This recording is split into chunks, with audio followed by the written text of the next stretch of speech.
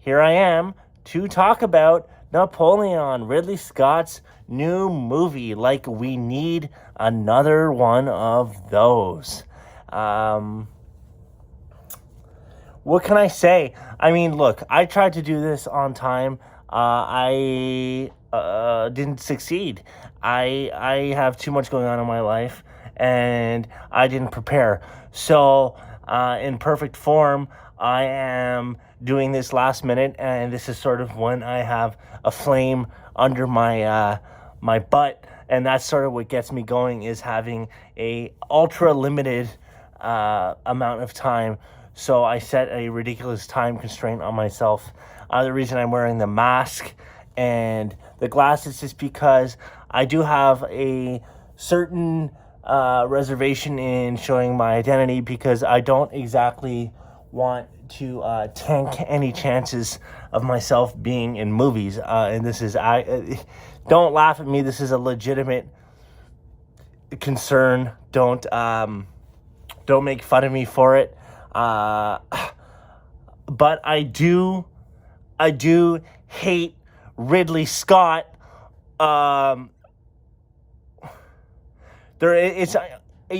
can't even quantify it. There isn't a number between 1 and 100 that will sort of. It's unquantifiable how much I hate Ridley Scott. Between 1 and 100, it's 250. The thing with Ridley Scott, the reason I hate him is because he takes too many liberties, for one, and two, his movies just aren't that great. Let me explain. A preface, though. One of my favorite movies, like so many other people I know, very original, in my taste, is Blade Runner. I love Blade Runner.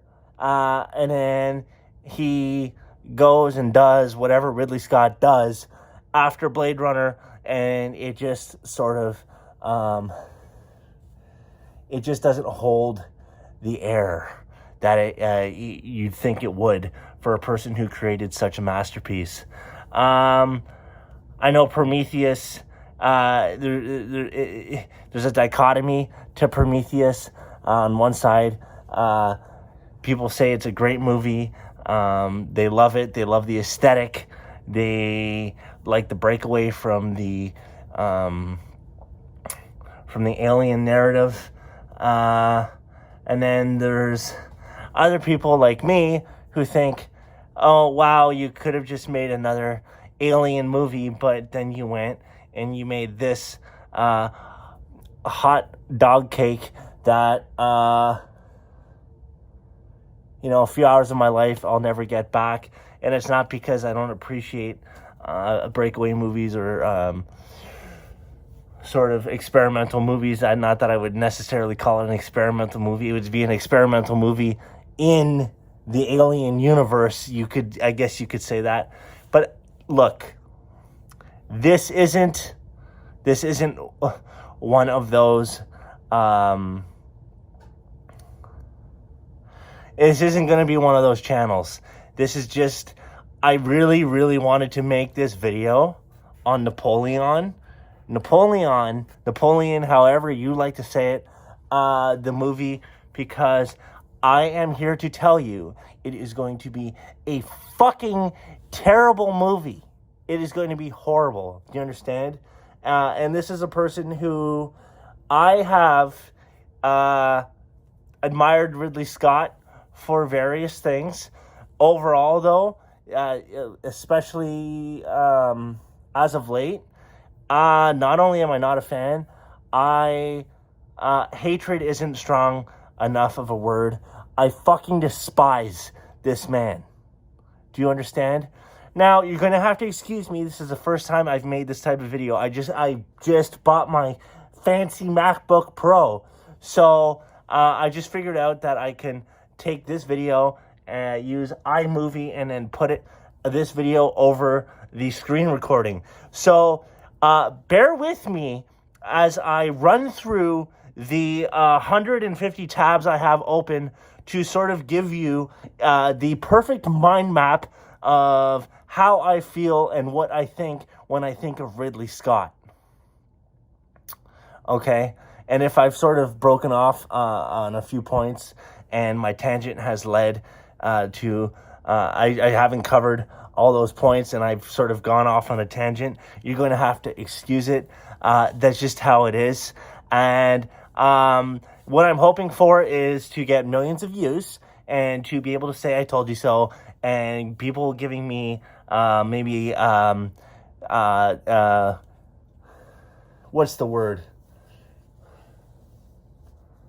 I just want my perspective to be accepted. There's a word for it. I'll think of it. Give me a moment. Where do I start? Yeah. So there's a general staff hidden in every soldier's kit bag, and that's what he wanted to call it, was kit bag. So he dropped that name and he decided to call it Napoleon. Now, there's already a movie, Napoleon, from a while back. It's a very long movie, and maybe it's obscure, maybe it's not. I don't know what is obscure or isn't in the cinesphere. I don't know if that's even a word, but I don't know, among movie culture and cinephiles, I'm not going to start talking about that movie. The reason this guy is making this movie is because, and I'm going to tell you why.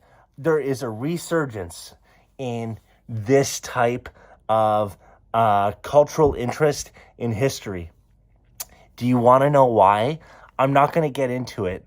But you look at this guy here and you think Christopher Nolan, you think Oppenheimer, you think where we are with the political climate and the direction that we're headed in, the sentiments that certain people on certain sides have.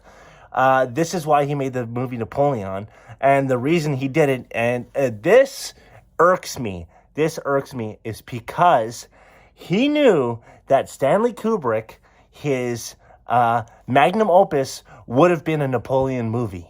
He never got around to making it. He died. Now, I don't know if the mythos, I don't know if I'm 100% correct in the mythos, but Kubrick was obsessed with Napoleon, and it was his plan to make a masterpiece of a movie. Not that anything he hasn't made is everything he's made I would say is nothing short of a masterpiece.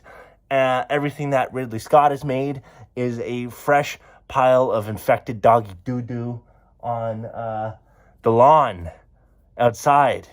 Fresh. Other than Blade Runner. I like that movie. Big fan. So please bear with me. This is a long video. I didn't think I was going to break 10 minutes. I can see the timer on my nifty little iPhone. It's at 8. If you've stuck around this long, I'm almost at the tab screen on my MacBook. Look, the reason he's making this movie is because Kubrick didn't, and he got it in his head. Now's the time more than ever, because there's a resurgence of interest in certain figures, historic figures, especially now more than ever. And I won't get into the nuances, but he took the opportunity to nab the Napoleon, the opportunity to make a Napoleon movie for that reason. And it's in his tucked away in his tiny little pinhead, he's told himself that if Kubrick couldn't do it, I could. The difference between him and Kubrick is Kubrick makes good movies. Ridley Scott makes, sometimes he makes a decent movie. Do you understand? Okay, so here we are. Bear with me.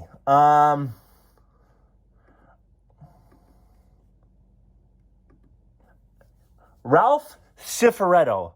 Now, if you ever watch The Sopranos, Ralph Cifaretto is one of the most insufferable characters in the entire series. Ralph Cifaretto is, and you're gonna have to excuse me because this is such a large. All these tabs open as my mind map, and I do sort of need a reference. It's just the way that my mind works. If I had a computer in front of me at all times, I think I would be the smartest human being in any situation ever, under any circumstances, because this is a way for me to get my ideas and have the information in front of me right away and be able to express myself. So, let me spurg out on you here. Okay. Ralph Cifaretto he's a made man in The Sopranos, and he has like a little man syndrome. He's insufferable. He's played by Joe Pantoliano. And this guy is a soldier and later a capo in the Di Maio crime family. And he is... I have nothing wrong with the actor. The actor is stellar in his performance. But Ralph Cifaretto is a fucking unhinged, crazy...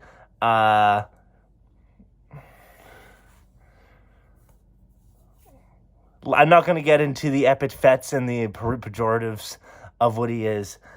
He's an alcoholic, and he beats his 20-year-old girlfriend to death against a guardrail. And he doesn't get punished for it because he's a made man. And people aren't impressed, though, especially anyone around him. Ralph Cifaretto, and then what ends up happening is, spoiler alert, he gets beaten and strangled to death by Tony Soprano due to the suspicion that he caused the fire that killed Pi Oh My, which Ralph denies, but also due to his murder of Tracy, the 20-year-old stripper Ralph kills in university. So Pi Oh My was Tony Soprano's steed, his horse, his racehorse, that for whatever reason Ralph Cifaretto had a piece in it, so he decided to burn the barn down to get insurance money. So Tony Soprano beats him over it. But in The Sopranos, Ralph Cifaretto is totally obsessed with Gladiator. Okay, that's a little quiz. And he doesn't shut the fuck up about Gladiator. And it's this type of mindset, this type of person who you have to look at when you look at a person who is above the age of 12, who admires or likes or even appreciates a movie like Gladiator, directed by Ridley Scott, nominated for 12 Academy Awards, walking away with 5, one of which is Best Actor and Best Film of the Year. So when you watch The Sopranos and you look at a person like Ralph Cifaretto who doesn't shut the fuck up about a movie like Gladiator, then you realize, wow, there's something wrong with a person